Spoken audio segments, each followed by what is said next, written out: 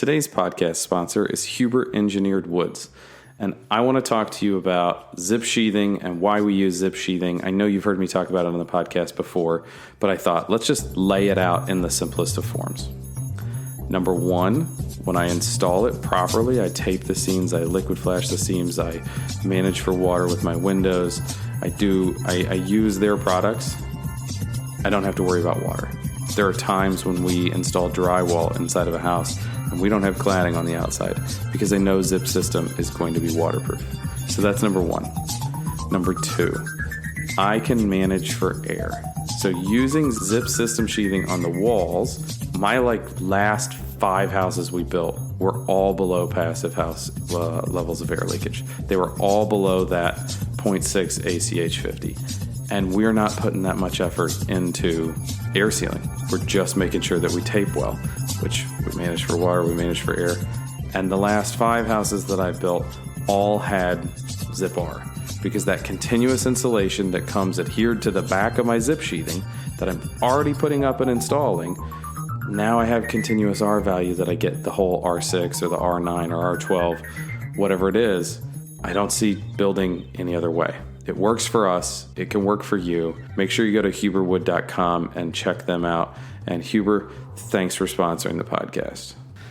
I'm Jake Bruton, and today on the Unbuild It podcast, we're going to talk about client selection. We've talked in the past, not one topic, but we talked multiple times about what design professionals, what things you should look for, things like that. Let's talk about what you should look for as for a client, in a client. I'm joined today by Steve Basic and Peter Yost. Howdy. How are you doing? They're motivated, they're caffeinated, and they are ready to play. So I want to start the conversation about clients by giving a piece of advice that I wish somebody would have given me when I first started out. Not every person that calls your company is your client. Really? You don't want every client. You shouldn't need every client. You should be running your business in a way where you don't need every client. Obviously, when you're starting out, that may not be the case. Sometimes we take jobs that we didn't want or that aren't the right fit for us. But not every person that comes to you is your client. And you should think about that every time you talk to somebody. And you should try to disqualify anybody that you don't think you have an opportunity for success.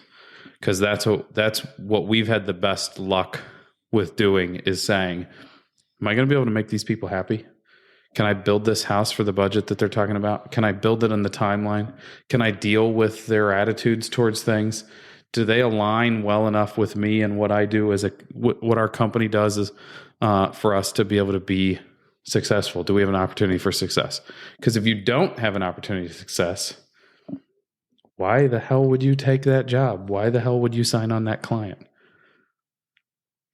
It's interesting because you mentioned the fact that the client, what the client's expectations are. What's interesting for me is I know that I'm going to make them unhappy, right? I mean, just because of your personality, or no, because if the building has a problem, all I can do is point at the problem and go, yep. Yeah, and you're totally screwed, and you're going to pay me quite a bit of money. And no, I'm not going to fix it. You're going to have to find somebody else to fix it. It's a tough sell, yeah.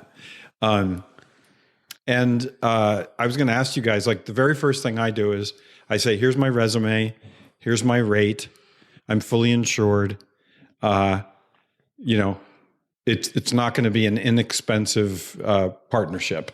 And that's kind of a bit of a... I've heard you're really, really expensive. Yeah, that's right.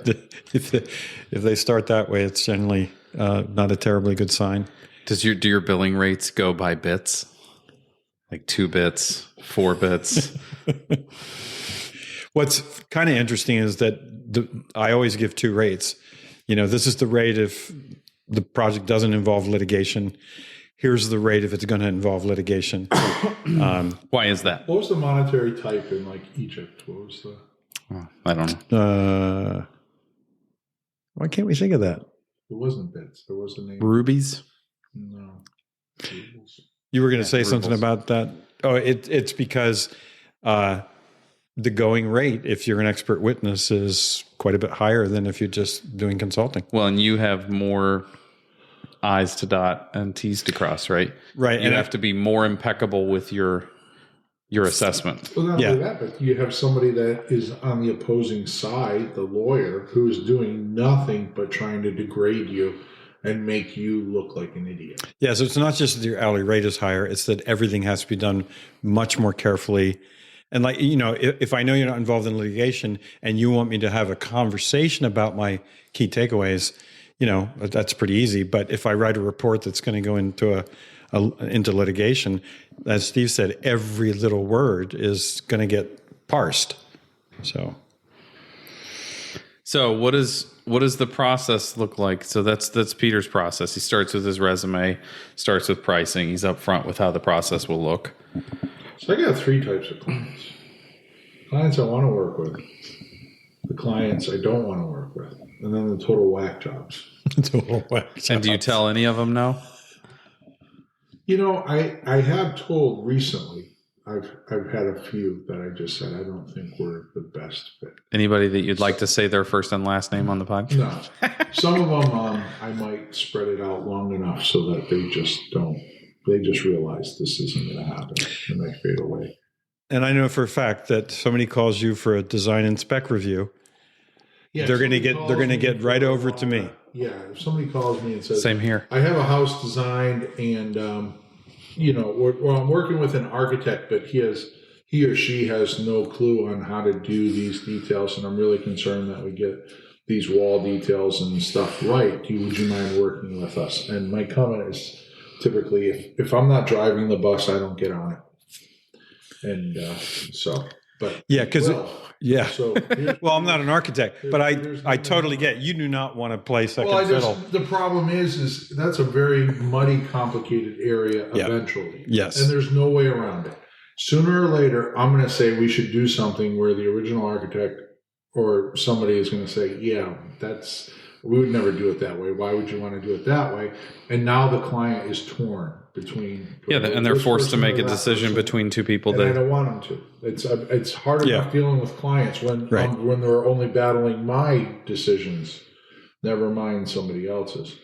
But the total whack jobs, that category, it's every once in a while you come across a client and it's like you meet, and then on the way home I go, this person is a total whack job, but I almost have to take this job just to see where it's going. I want to enjoy the ride. Like, because I can't believe what I'm hearing. The entertainment value might be too high. Like, I can't pass this up because one, I just have to see where this is going because maybe there is some genius here that I'm missing. But so That's so cool. It's cool to hear you say that, Steve, because you're one of the few people that say total whack job. That's got some appeal to it. Yeah. Well, and Jake probably as well. Birds of a feather. I do get a bunch of projects that people refer me to, like this project is a little bit crazier. It's out there, and you should give Steve a call because that's like right up his alley. He can solve that or work with you on that. And so I get these people that want to do that stuff too. So, but yeah, so those are intriguing. But there are, some clients that, to your comment, Jake, about, what people have told you. I've had similar people. I had an older architect friend that said, if you get every job, then you're doing it wrong. So you should have people turning away from you, not getting every job. And I also had one of the most respected builders of mine, friends, or a friend of mine that I consider one of the most respected builders. He had a comment that I absolutely loved it. He said, in my 30 years of building, I've had a handful of clients. I wish I paid them $500 to go away. I would have made more money. Yep. And I would say that I only have like one couple that got one over on me or hosed me out of a ton of money or screwed us in any way that I didn't see coming.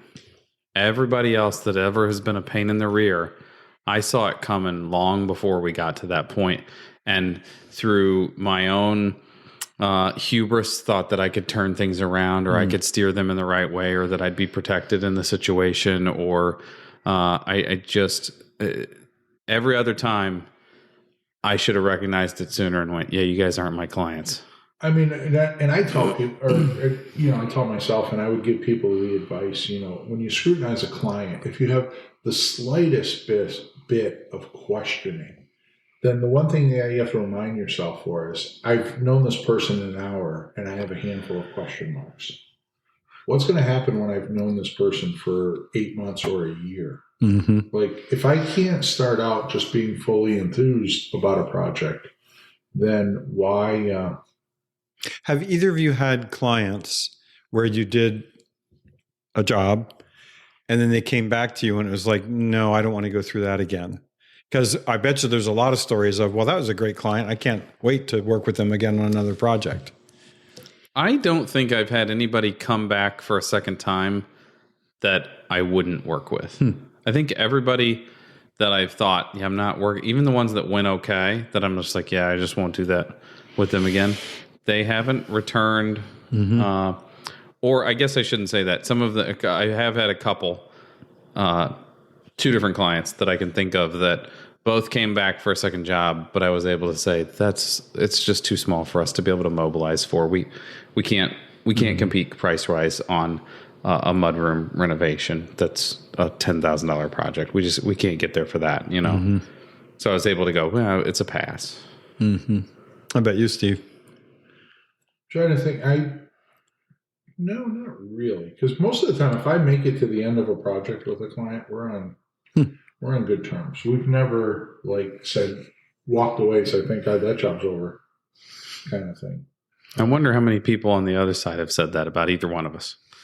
Like, thank goodness that we don't know. I mean, you can't be in this business and you can't be in any business and not run into somebody. This is kind of the anti-version of that. But recently I had met with a client. We talked about working together. They chose to go with another architect. 5 months later, I got a letter from him saying, Steve, this isn't working out with the other guy. We would really, really greatly appreciate you to reconsider and come and work with us.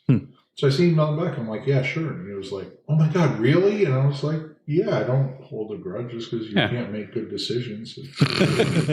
Please tell me you didn't say that. I did say it to him. Just because you're bad at making choices. Just because you're bad at making choices, it's I won't hold it against you.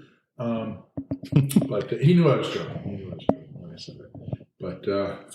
But now we're into it, and there's kind of a mutual friend in there, and he was telling the mutual friend, with not wanting me to know, but I don't think he knows we're as good of friends as we are.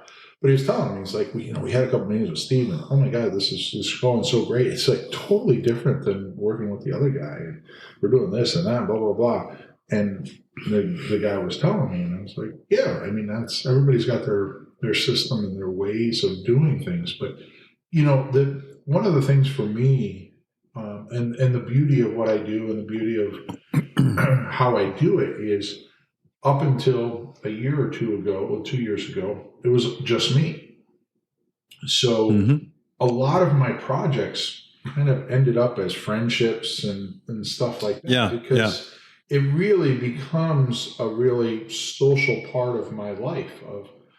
I still have clients. It's like every once in a while I'll get out of the blue an email that says, hey, Steve, why don't we go out for a burger and catch up? And it's like, I have maybe 4 or 5 clients that I do that with, and we'll go out, once a year and just catch up with them and see how life is going. Are the kids, are they enjoying the house and this and that? And that's interesting, because I think all 3 of us, it's a very personal relationship. It's very business oriented. But yeah, many of my clients, I wouldn't say that they're close friends, but they're more than just total I tell every clients. one of my clients, just because you're paying for it and living in it doesn't mean it's your house. Right? That's my baby. I got to stop by and make sure you're not disrespecting her. Well, and you got to remember that in some of these relationships, we're spending years with these people. Yeah. It might be 2 years from first phone call to handing over keys. I hate to tell you this, be able to get I have some that are I have one client I'm It's a 4-year relationship, which involves litigation. Boy, not only are you really expensive, but man, you milk. He it knows for how to everything. drag that out. Well, It's like, speaking wow, of let's turn that $40,000 job into $100K. We can do it. Speaking of milking it, though, I was thinking back, who has stiffed me? And I can only think of 2. And one was a person with whom I made no connection, and I saw it coming. The other one was a total blindside. Somebody who came through a real close channel and was very personable. And I've told her 3 times now, your invoice is overdue. And she knows that I know 2 people that connected us. And I'm thinking, what's going on here? Because this is pretty personal. Yeah. Yeah. And it's baffling me. I have no idea. And I did not see it coming at all. So this as Steve would say, anecdotal story is slightly disparaging for some of the people in our industry. Anecdote is a story. I know. That was the joke. Thank you. Everybody likes a callback. My dad ran a lumber yard a couple hours from here before he started the construction company. And the owner of the lumber yard had the 3P rule. We don't give credit to the 3 Ps: painters, plasterers, and preachers. And it was the painters are going to buy stuff that they can't afford. The plasterers are never going to show up to pay their bill either way. And the preacher thinks God's going to take care of it. But he called it the 3P rule. You never give credit to those 3. That's terrific. I have a anecdotal story. No, I have a little rule because people always ask, like, I've had some younger architects approach me and say, "Hey, Steve, how do you deal with like friends and stuff and projects like that?" And I tell people, I said, you're either close enough that I do it absolutely free or for a really discounted rate, or you're not a friend and you pay full price. Do you want to know how much we paid for our home design with him? Whoa. I do not want to go there. So I wanted to. We can't glaze over it. I made a joke. That is an incredible way to look at it. You're either my mom and I'm going to take care of it for you, or you respect what I do for a living and you wouldn't expect me to come to your business and get free shit. And there are special consequences where like there is a little gray area in there. I mean, it's like some things like, designing out whole house for somebody totally for free. It's like injecting that into your workload. It's a challenge. So it just dawned on me, I have a brand new client selection criterion, which is I last week decided I am not ever again lifting the blower door, crawling into a crawl space, crawling through an attic. My rate is this amount. And if you want me to do a physical building investigation, you have to go find somebody to do all those things. And I actually wrote up a document that says, this is what the person has to be capable of doing. And I will discount my rate $25 an hour. And either you can do it or let's get this straight. Not only do you charge a lot, and then you stretch it out and milk the job, but then you make them HR. Times, you make them go find a subcontractor that does all the work for you that you could pay pennies on the dollar to get the job done. I'm not really sure what your point is. Yeah. Unbuilded Podcast, are you guys really grasping this business model here? Because this is a whole lot about doing nothing, but getting paid an awful lot to do it. I love this. Well, the problem is... Turns the client into HR. People say to me, you should be mentoring somebody. I don't want an employee. I'm trying to do less work. I don't like people. What are you asking me to be around people Oh, you for? want me to be around people? Well, wait a minute. I got a checklist for that. Let me, I got a special price for that. It's the, the tool repair shop that has the... Pete has friends price. Pete needs friends price. There's the tool repair shop that says like our labor rate's $35 an hour. If you tried to work on it, it's $45. If you're going to stand here and watch, it's $50. If you're going to try to help, Pete's is, are you going to be anywhere within the county while I try to be at your house? Are you going to want to talk to me? Are you going to think that I'm going to talk to you back? Do I have to pretend to be polite? Man, oh man. No, I'm just, it is a client selection criteria. I just literally can't do that work anymore. And so I'm either not going to do a building investigation or somebody's going to do the heavy lifting. Sad to say. So you won't do a blower door at all? No, I literally can't do the 38 pounds. I didn't know a blower door could weigh 38 pounds. So you just learned that. Did you know that? I did know that. First you did. He's talking about the Minneapolis door, though. He's not talking about the Retrotech door. Yeah. So speaking of which, neither is a sponsor, and Pete's partial to the Minneapolis door that he has. Retrotech has one that's battery operated that's coming down the pipeline that's like a fourth of the weight or something like that. Too. Really? Yeah. Wow. I wonder how they're going to do that. Yeah. So they Change completely swapped the motor, and the motor's the heavy part. Now I got to get back in the game. Yeah. Oh, it's going to cost people even more. Jake, you're bursting my bubble about how I could avoid lifting anything. Sorry. I did. One of the jobs decided was a historic church, and to get up to the steeple and the attic, we had to go up a 24-foot extension ladder into a scuttle hole. And I got up in there, and I just thought, "Yeah, Screw this. I'm not going to be doing."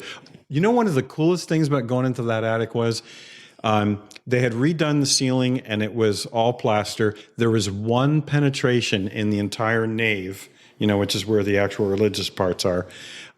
Was a huge chandelier. What's the unreligious parts of a church? That's what I was going to say. That's why I was smiling.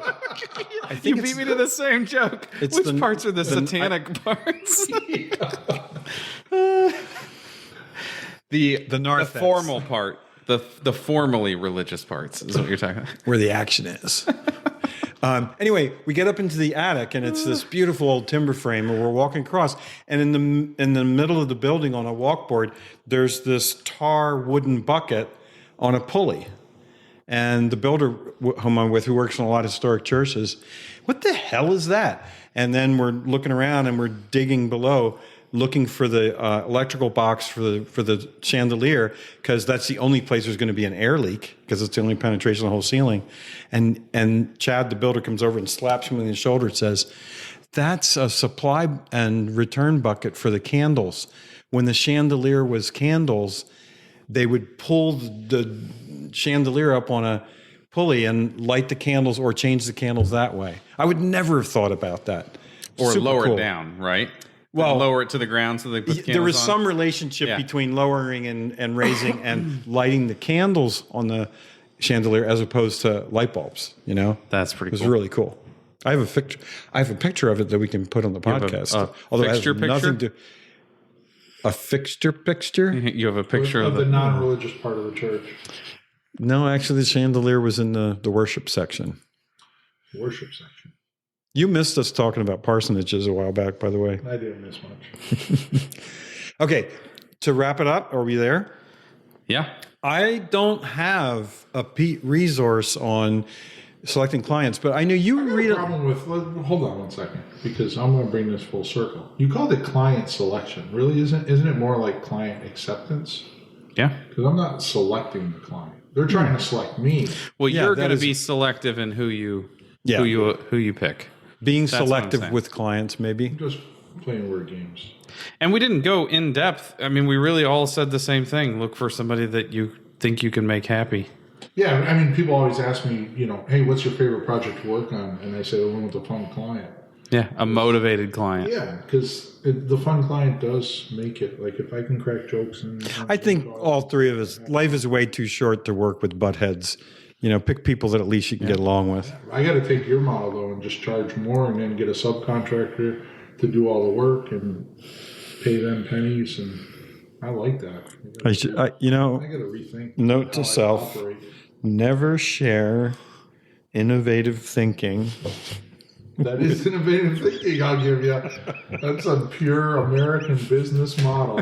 How much can I charge to do the very, very least? He's going to pull himself up by somebody else's bootstraps. We're going to call it Pete's inversely proportional business model. How much money can I possibly make by doing the very least amount of work? I'm surprised he doesn't have a rate for being cordial.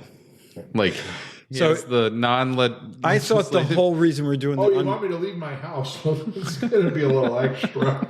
I thought the whole purpose of then Build a Podcast was to improve our business. You guys are doing nothing but shutting me down.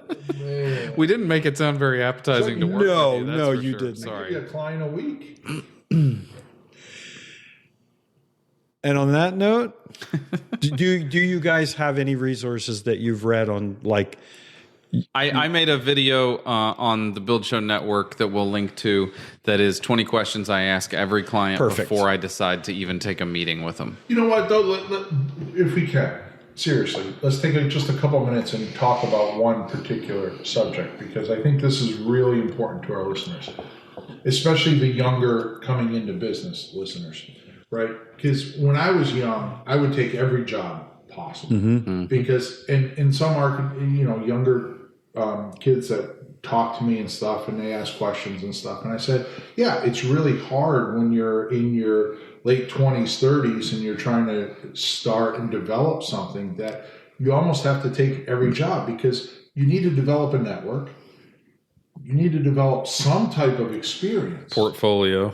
you need to develop connections with builders, because no one's going to come to you and say, oh, hey Jimmy, I'm planning on building a new $1 million house here on the beach. Are there any builders, and this is the builder, or are there any builders that you've worked with? If your answer is no, you're probably not getting that job. yeah. So you need to develop all of that. So there is, this early on dynamic where you kind of have to take a few pains. And you're going to take the few pains of, in the future, I should, really pay attention to that client. But I guess the moral of my story here is to the younger generations coming up as builders or architects or consultants, is to pay really close attention and make sure you close that loop on the project at the end of the project and say, yes, this was the right client for me for these reasons. I saw this at the beginning. We went through the project like this. Or, hey, develop that red flag list of, if clients start talking about this or asking these questions or this or that, then these aren't probably somebody. And I have people that come, and it's like, if their first question is like, we're going to start a project here, we really want to inquire on how much you cost.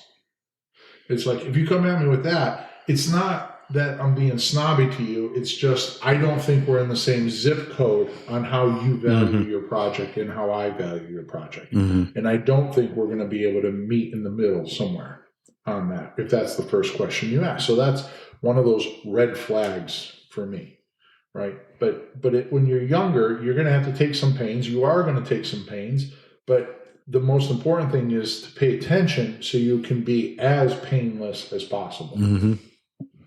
Hear, hear. Okay, we're going to keep dragging this out because you said your red flag, and we had talked before we started in pre-show that we were going to talk about red Oh, we have flags. pre-show now. Yeah. Okay. So do you have any red flags that if a client calls you that you're like, no? Does anybody say one sentence to you? Like he said, if their first question is cost, it's an uphill battle to get his attention after that, I have a feeling. I've never had anybody start the conversation with what do you cost.